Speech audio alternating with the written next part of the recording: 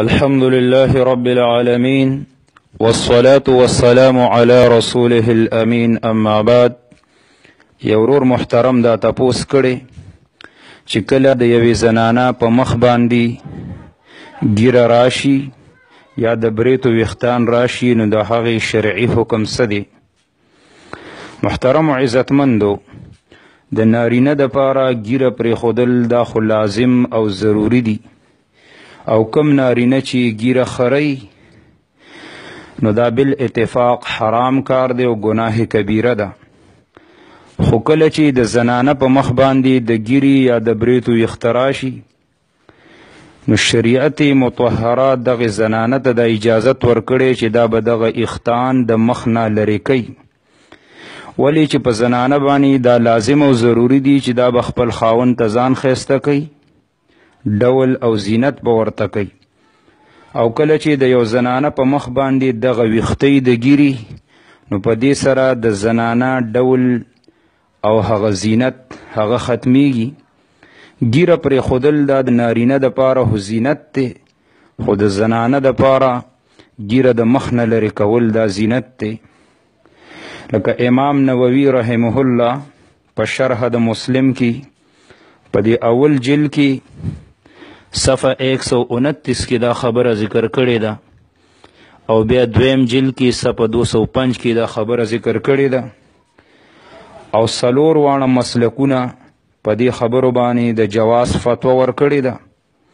که هغه شافعي او شوافی دي، که حنابله دي، که مالکیان دي، او که احناف حضرات دي، چې د زنانه په مخ باندې کله ګیره راشي یا د بریتو ویښته راشي نو د دغې لرې کول د زنانه لره بالکل دا جایز دي. الله سبحانه وتعالی دی مونږ ټولو ته د قرآن او سنت مطابق د ژوند تیرولو توفیق ران. الحمد لله رب العالمین والصلاة والسلام على رسوله الامین اما بعد. یورور محترم دا تپوس کړي چې کله د یوې زنانه په مخ باندې ګیره راشي یا د بریتو ویښتان راشي نو د هغې شرعي حکم څه دی؟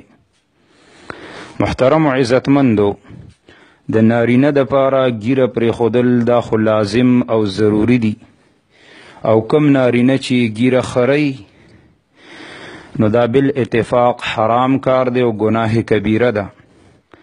خو کله چې د زنانه په مخ باندې د ګیرې یا د بریتو ویښته راشي نو شریعت مطهره دغه زنانه ته د اجازت ورکړی چې دا به دغه اختان د مخ نه لرې کوي، ولې چې په زنانه باندې دا لازم او ضروري دي چې دا به خپل خاوند ته ځان ښایسته کوي، ډول او زینت به ورته کوي.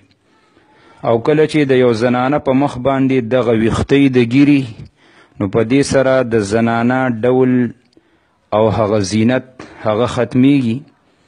ګیره پرېښودل دا د نارینه دپاره خو زینت دی، خو د زنانه دپاره ګیره د مخ نه لرې کول دا زینت دی.